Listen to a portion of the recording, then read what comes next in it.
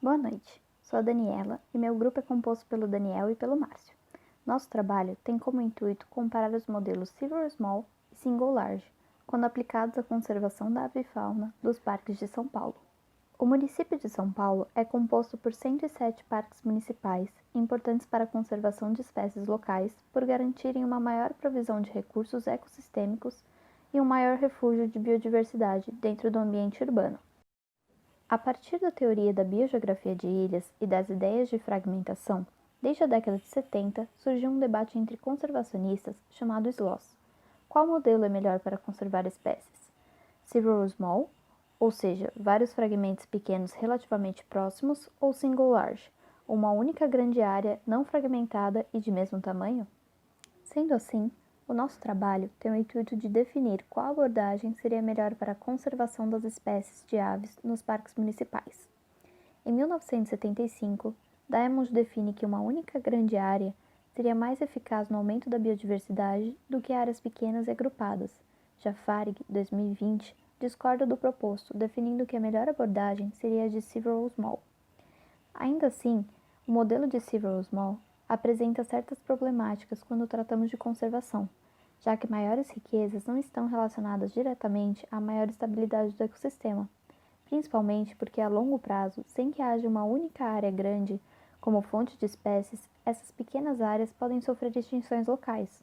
Além disso, é necessário que haja conexão entre as áreas verdes por meio de stepping stones para que os indivíduos possam circular entre os parques. Nosso trabalho busca responder a seguinte pergunta: como a arborização e a distância entre fragmentos influenciam na riqueza e na composição de aves nos modelos Several Small e Single Large? Nossa hipótese inicial foi a de que o modelo Several Small abrigaria maior riqueza de espécies, dadas as conclusões de trabalhos prévios vistos. Também colocamos anteriormente que haveria uma maior riqueza de aves em áreas mais arborizadas e que haveria maior similaridade entre espécies entre parques mais próximos. Em São Paulo, existem alguns parques pequenos, mais agregados, e outros grandes parques mais isolados. Formamos, então, 3 conjuntos de Several Small, que totalizam 15 parques, e 3 parques grandes, que foram considerados Single Large. Para evitar que o tamanho da área tenha um efeito sobre a comparação de riqueza, o conjunto de parques Several Small tem uma área próxima de um Single Large com a mesma letra.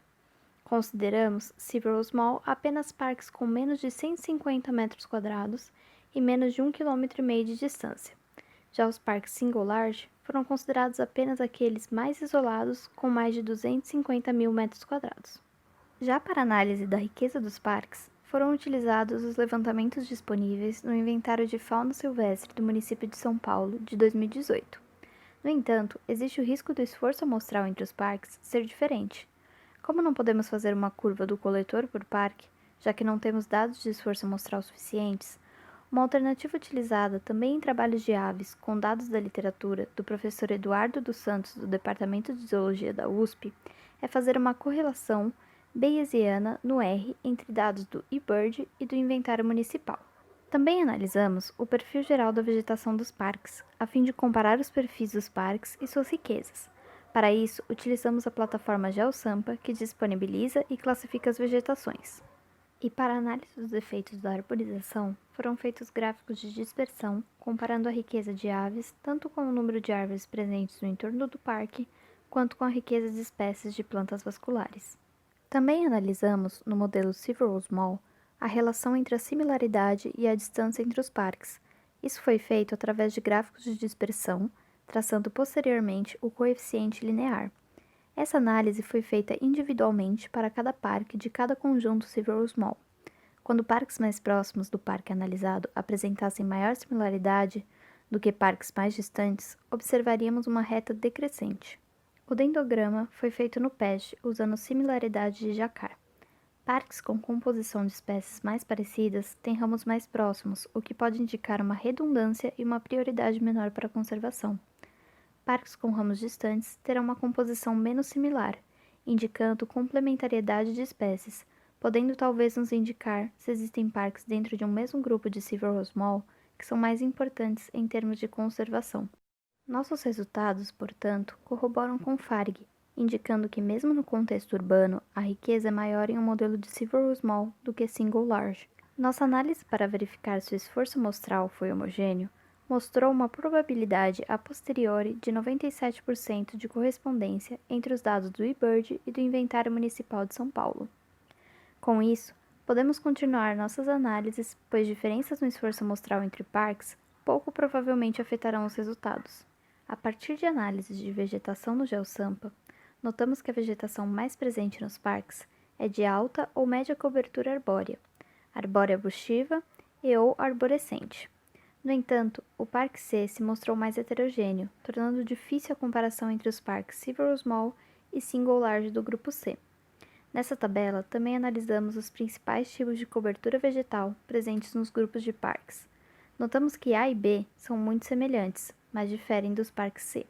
Aqui estão representadas as 6 espécies de aves mais presentes nos parques, sendo que a cambacica e corruíra estão presentes em todos os parques analisados pelo trabalho. A riqueza de aves também aumentou conforme um aumento do grau de arborização, mas olhando o R², apenas 4% dessa variação de riqueza de aves pode ser explicada pelo número de árvores da área. O que pode ser visto é que, na verdade, a riqueza de aves está muito mais correlacionada com a diversidade de plantas vasculares, também expresso por uma reta crescente e com um R² igual a 20%. Neste dendrograma, estão representadas as similaridades de aves entre os parques analisados. Pela nossa hipótese, seria esperado que os conjuntos de parques Silver Small de uma mesma letra estivessem agrupados, ou seja, apresentassem maior similaridade entre si do que com outros parques. Nos conjuntos A e B, a similaridade foi alta, mas em C, a similaridade foi baixa, possivelmente devido à heterogeneidade da vegetação ser justamente mais alta entre os parques do grupo C. Também fizemos um dendrograma analisando a diversidade vegetal dos parques. O perfil observado neste se assemelha ao perfil observado no dendrograma de aves, em que observamos 2 grupos grandes, principalmente de A e B, e vimos que há parques com maior disparidade. Apesar do padrão geral ser parecido, a sobreposição dos parques não são tão semelhantes quanto ao esperado, e os agrupamentos apresentam algumas semelhanças, mas não são inteiramente iguais. Na análise entre a correlação entre similaridade e distância, pela análise geral de todos os parques e distâncias, observamos uma leve tendência próxima do esperado.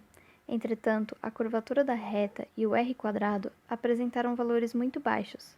Quando analisamos o padrão mais local para os parques Silver Small, vimos também que a relação entre similaridade e distância não foi muito padronizada. Com relação à riqueza de espécies, o nosso trabalho corrobora com as suposições de Fargue e contrapõe trabalhos como de Lindenmayer, ou seja, o modelo Silver Small é mais rico em aves do que o modelo Single Large. Comparando com os dados de vegetação, vemos que somente no conjunto C houve grandes diferenças quanto ao tipo de vegetação encontrada, o que poderia explicar as diferenças de espécies de aves. Na análise das distâncias, podemos observar então, de maneira mais geral, que o perfil observado corroborou com a hipótese inicial. Entretanto, o R² foi muito baixo, o que dificulta fazer afirmações mais contundentes sobre os resultados. Já para análise mais local, entre os parques Silver Small, não observamos o padrão esperado. É importante notar também que houve relação direta entre a arborização do local e a riqueza de aves dos parques. No entanto, esta é muito pequena quando comparada com a correlação entre a riqueza de plantas vasculares e a de aves do local. Sendo assim, podemos concluir que para maior riqueza de aves, é mais importante que haja maior diversidade de produtores. Isto provavelmente se relaciona com a maior diversidade de teias tróficas. Quanto ao dendrograma construído, observamos que houve similaridade principalmente entre os conjuntos A e B. Entretanto, essa similaridade não se mostrou tão elevada quanto imaginávamos. Também podemos observar que parques com maior disparidade, como o Central do Itaim e o Cidade de Toronto, necessitam de maior atenção quanto à sua diversidade, pois esses apresentam uma menor redundância de suas populações, o que torna os riscos de extinção mais elevados. É possível notar uma alta similaridade de aves e plantas entre os parques Silver Small de A e B.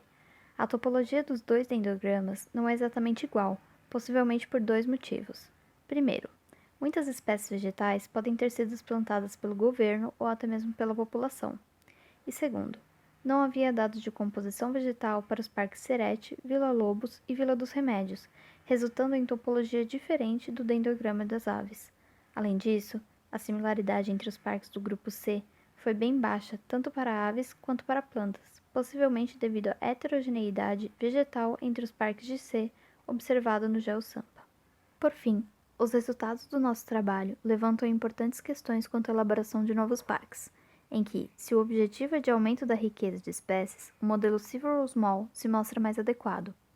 É importante na construção do parque uma alta preocupação quanto à diversidade de espécies vegetais e à arborização, e que análises de similaridade são importantes para detectar parques com maior disparidade de espécies, a fim de evitar perda de biodiversidade a longo prazo.